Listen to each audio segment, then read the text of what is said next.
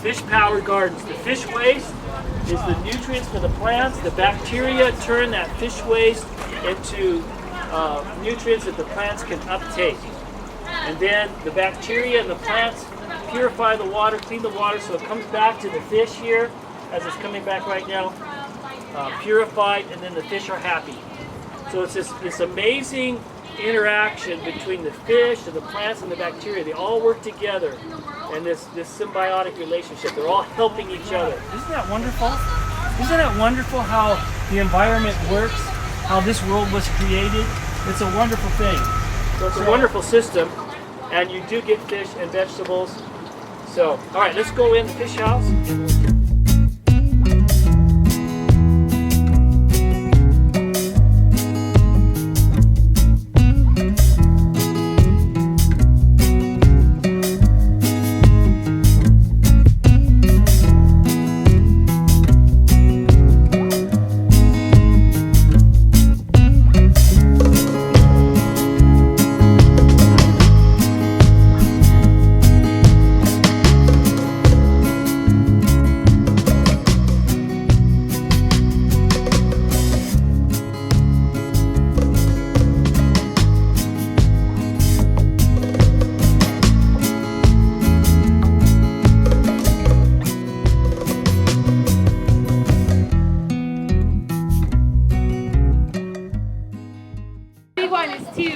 Make sure your faucets and your sinks are not leaking. What else can we do to conserve water outside? Aquaponics is a great way to save water, yeah. How else? What can you do? Turn the water off when you're brushing your teeth. That saves lots of water. Turn off the water when you're washing your hands. Turn off the water when you're washing your hands. Help him lift it up. Help him lift it on his head. Got it? Good. Imagine doing that for maybe an hour and a half full of water. You had to walk an hour to get the water, and then you had to walk back another hour. And they do it with their hands. You can balance it on their head.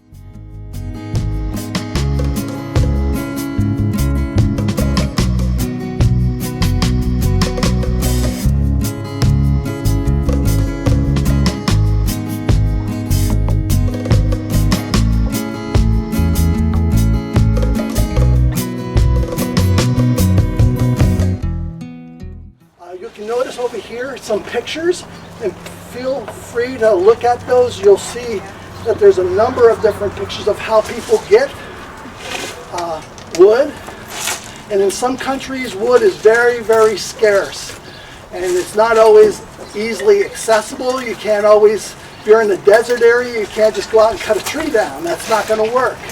If you're in a drier climate like this, you can see there are a lot of trees here.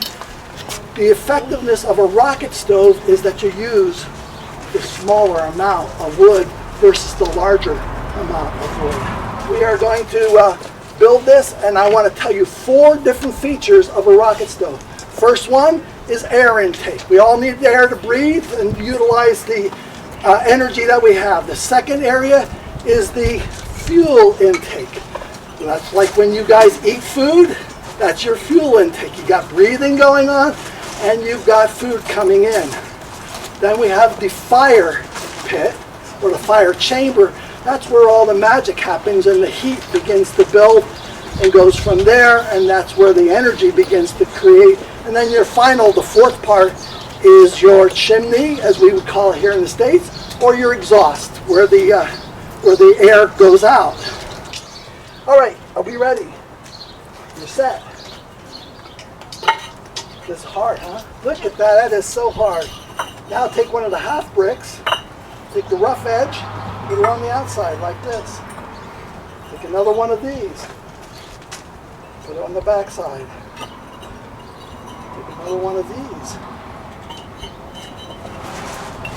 And then, once you've got that set, you're all set. Now you're going to take the metal part, what we call a grate, put it on there. And this ledge actually helps it so you can have larger pieces of wood to shove in there, so it's not just a smaller area. So now you've created the first area, which is called what? Air intake. Very good. Okay, big brick. Okay, gonna put it right there on the back part. Overlapping, you can see that I overlapped the crack there. See there, just put it right down there. Very good. Take another one of your small ones. The rough edge on the outside. And we go to a big one. Go across the back. And then on the side. Okay, I always like to do 2 tiers. It allows me to put larger pieces of wood in there instead of staying with a smaller amount. But it's up to you. Then, once you've got that, we're going to go ahead. Then we're going to overlap that front one. Very good. Then we're going to overlap the back part. Good so far? Good so far? Good. All right, and then we're going to do the next one. Then we take the small one. Oh, you're way ahead. Good, thank you. You're making my job easy. I'll get fired pretty soon. All right, so what's this called? Yeah, fuel. Fuel, that's right. You have your air intake, fuel intake. Now watch this. Are you ready? Put this one over the back part, like this. Got it? The next one, see, we're overlapping the cracks as much as possible because it adds strength. If you look at any house that's been built with bricks, they're always overlapping because it adds strength to what's here. If you just build it straight up like this, somebody comes along and pushes it, it'll just topple over very easily. So, and we don't want that if we have a fire in there. That's not a good thing. So then we're going to put the other one. I have to mimic now. So what do you think I'm going to do with this next one? That would be what I did with the first one. I know what they're gonna do. Yeah. So now we're going to create that one little part that's going to create now the rest of the chimney. Now you can go all the way up.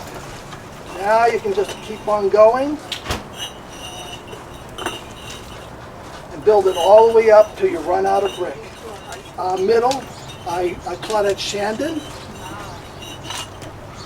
So you prefer the soft middle? I taught middle school for probably 28 years of the 30 plus. So I'm, one of the, what they would say, one of the crazy ones. But for me, it's what I'm used to. And I enjoy that age. And usually it's 7th and 8th grade. This year, look at that, you're all done. You can go like this. Give them a hand. Yay! Woohoo! You can still stay up here because I'm going to have you do some here.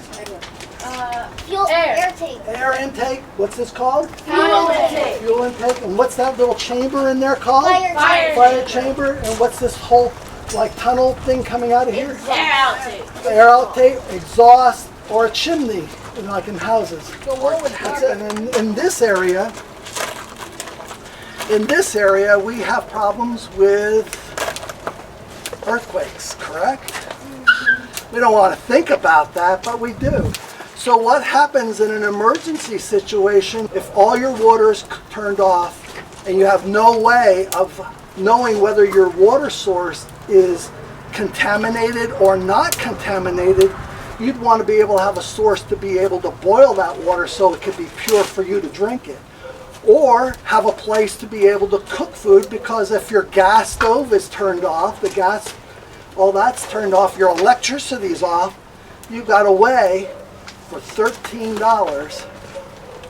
that you could survive in using this as a cooker, a way to purify water. All of those things would be possible. Get this thing started.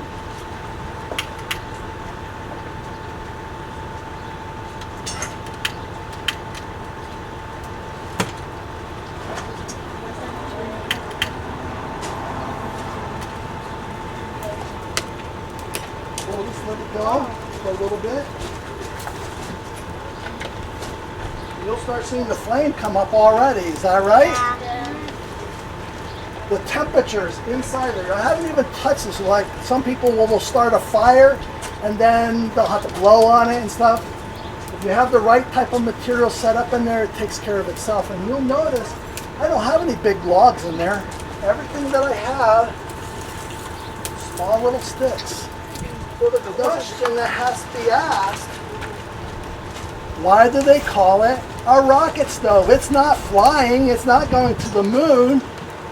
It's called that because if you were up here close to it as they are, you would hear it begin to roar because the air is coming in underneath. See the flame coming out really strong? So if the air is coming in up underneath through that grate into the place where the fire is, and if you've ever seen blacksmiths before where they have the big bellows and they blow the air into the fire and the fire gets so hot that the iron begins to melt and turns red, same concept. The air is coming in, going up through there into the fire chamber, and it's getting to about 1200 degrees. Check out that the water is boiling. Just come this way. Don't go that way. Come this way. This is also a fire. This is also a rocket stove. You can boil stuff in here, or you can cook stuff. And this is an oven. Don actually does pizza.